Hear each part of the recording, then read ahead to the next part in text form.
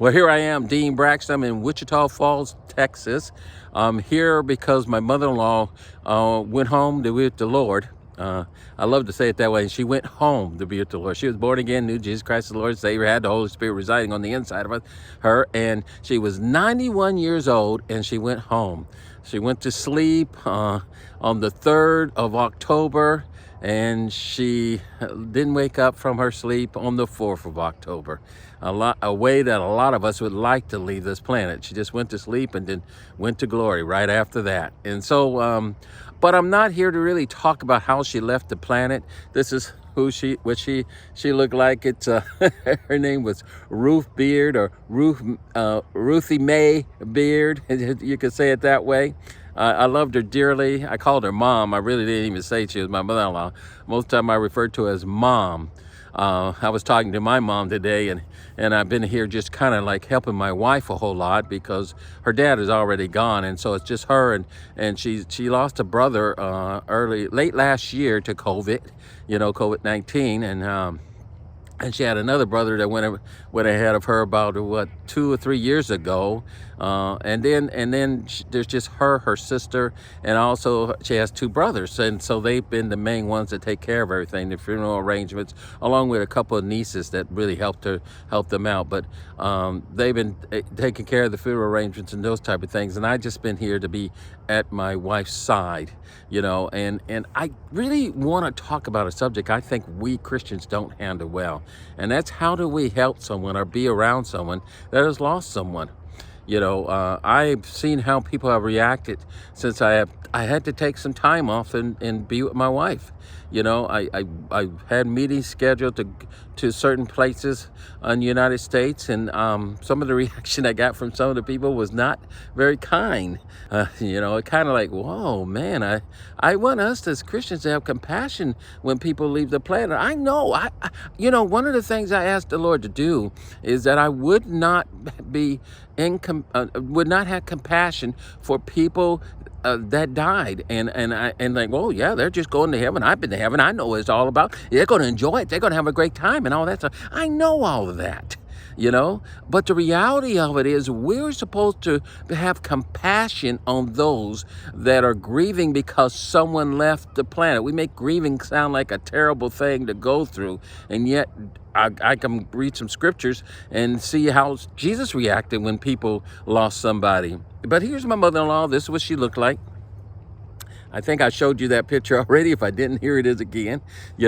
I just want to make sure you understand that I loved my mother-in-law. I loved her so much, but I wanted to be here for my wife.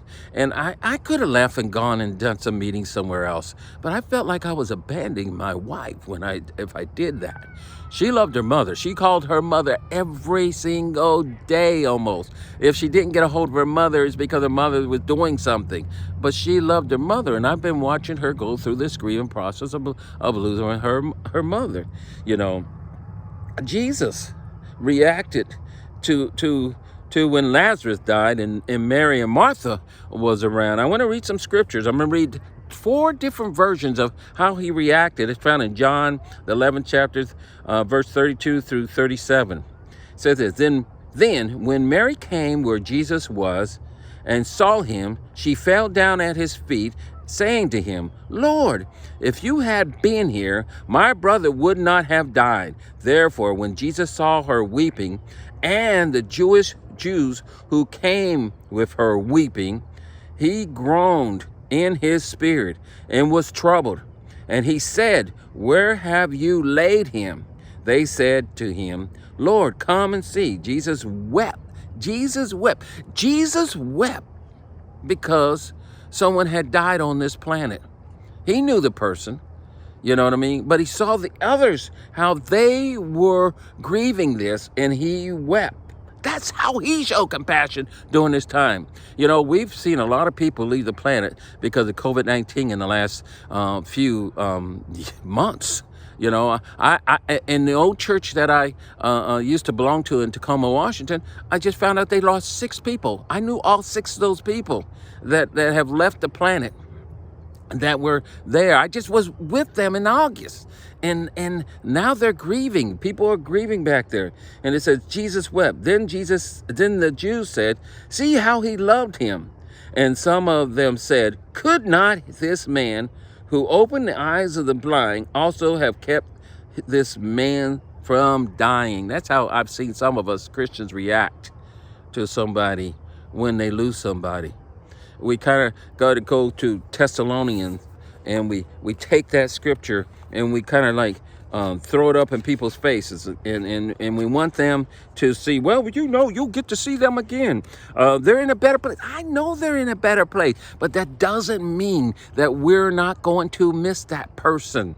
As I said earlier in this book, What It Feels Like to Die, I wrote that book mainly because people were coming to me and asking me, can you say something about dying so people could go through the process of the grieving process, and I decided to write this book, What It Feels Like to Die, as a Christian. I wanted people to know that so it would comfort them.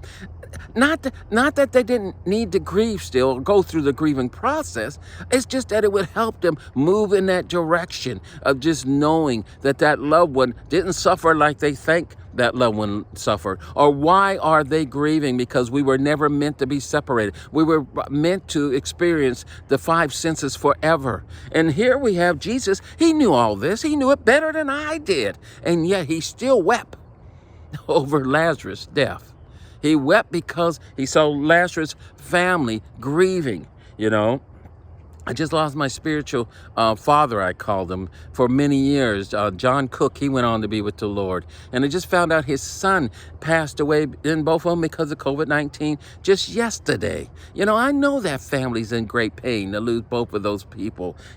Whether vaccine or not vaccine is not the issue. People don't want to hear that. What they want to hear more than anything else is that you have compassion as Christians for them. Don't push them on. Don't make them run through this and say, get over it. It's done with. A lot of times I think we say that is because we can't handle it. And we're having a hard time with it. So we don't want to see someone else going not getting over it because we're trying to get over it ourselves.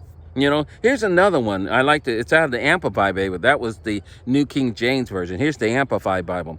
When Mary came to the place where Jesus was and saw him, she fell at his feet, saying to him, Lord, if you had been here, my brother would not have died. When Jesus saw her sobbing, and the Jews who had come with her also sobbing, he was deeply moved in the spirit, to the point of anger at the sorrow caused by death. And I always tell people the worst thing on this planet is death to me, the separation of ourselves from each other, because we were never meant to be separated, and was troubled and said, where have you laid him? They said, Lord, come and see. Jesus wept. So the Jews were saying, see how he loved him, as a close friend. But some of them said, could not this man who opened the blind man's eyes have kept this man from dying? Again, that's John 11:32-37. That's found in the Amplified Bible. Here's another one I think I like. It's the Passion. Listen to this one. This is really cool here. When Mary finally found Jesus outside the village, she fell at his feet in tears and said, Lord, if only you had been here, my brother would not have died. When Jesus looked at Mary and saw her weeping at his feet, and all her friends who were with her grieving, he subdued with emotion, and was deeply moved with tenderness and compassion. That's where we should be, tenderness and compassion. He said to them, where did you bury him? Lord, come with us and we will show you, they replied. Then tears streaming down Jesus's face, tears, during his time of having someone leave and he's seeing people grieve, he had tears coming down his face. Tears coming down his face. Seeing Jesus weep caused many of the mourners to say, look how much he loved Lazarus. Yet others said, isn't this the one who opened the blind eyes? Why didn't he do something to keep Lazarus from dying? John 11:32 through 37, and that's in the Passion. Now listen to this one in the Voice. It says this, Mary approached Jesus, saw him, and fell at his feet. Mary, Lord, if only you had been here, my brother would still be alive. When Jesus saw Mary's profound grief and the mourning and weeping of her companions, he was deeply moved by their pain in his spirit. Whoa. And was intensely troubled. Jesus, where have you laid his body? Jews came and see. Lord, as they were walking, Jesus wept. And everyone knows how much Jesus, wait, let me read that again. Jesus wept, and everyone knows how much Jesus must have loved Lazarus. But others were skeptical. Others, if this man can give sight to the blind, he could have kept him from dying. Yeah. You got two responses you can have. You can have the response of Jesus, which is compassion for people. You know, me and my wife, we needed compassion this week. And we got it from a lot of people, don't get me wrong. A lot of condolences, a lot of praying for us, a lot of those things. But we also got from people that just was saying, man, you were supposed to be here. And so your mother-in-law died. So your wife needs you. So you wanted to be there for her during this time of her going through. But we had you on our schedule to be with us. I don't know, guys. That bothers me. If that's how we are as brothers and sisters in the Lord, and we don't have that compassion first, then we're not going to see the world change like we want. We need to have compassion for people. You know, I'm not just talking about myself. You know what I mean? I'm talking about for anyone out there. A lot of people have lost a lot of people. You know what I mean? And yes, we'll see them again. Yes, we'll rejoice with them. Yes, we'll know what it's like to never be separated ever again. But as long as we're on this planet, and I'm on the planet still, you know what I mean, we're going to go through a grieving process of losing people. Let's us as Christians act like Christians, act like Jesus. Let's have that compassion toward people that are losing people right now. Don't be pointing fingers and saying why they left, how come they left, why didn't they believe enough, how come they don't have the faith or anything like that. No, stop it now. We've got to have compassion during this time. If nothing else, you know this, the world needs us more than ever before because they're losing people. Not because our government is going so rotten or bad or those type of things. I hear that all the time. But because people are losing lots and lots of people.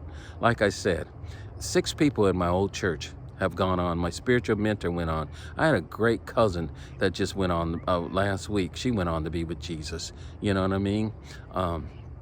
She was the last one in her immediate family. Her daughter left before her, and her husband left before her, and all's left now is her son on this planet. We should have compassion for him. You know what I mean? I mean, there is time for us Christians to really have the compassion that Jesus has given to us.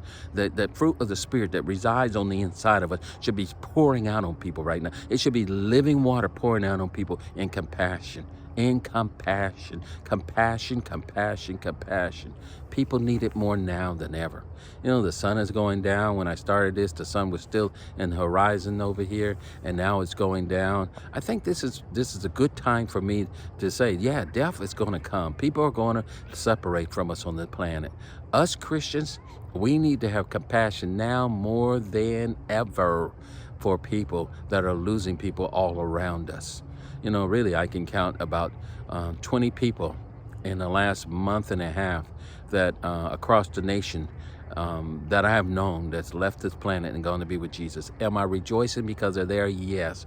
But I will have compassion on those that are left here as family members because they still got to walk on the planet.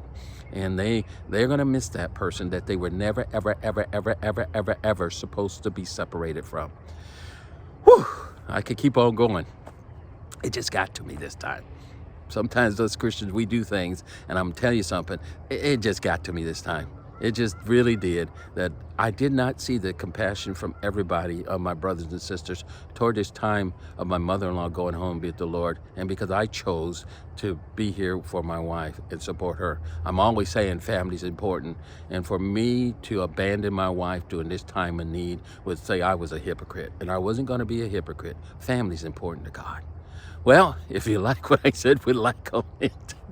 You know what I mean? If you have a comment, put a comment now, you know. But I would really challenge you. You got people around you that have lost people. I don't, so many people in my head. I got name after name after name after name of people that lost people. We need to show compassion, you guys. Well, if you like this, put like on it. If you have a comment, put a comment on it. If you want to send it to somebody else, send it to somebody else. You know, this is a man that went to heaven. I know the joy they're getting there. I know how the family's coming to greet them, and I know that the moment they get there, they have great joy. But the next moment, they have even more joy and more joy and more joy. But on the planet, we still need to have compassion when someone leaves this planet for those that are still here. Again, I got to shut this off. I just want to keep on going. This would be a message for me to minister or preach really hard because of what I've been seeing, you know. But we need to have compassion. Again, if you like what I said, put like on it. If you want more information, go to deanbraxton.com.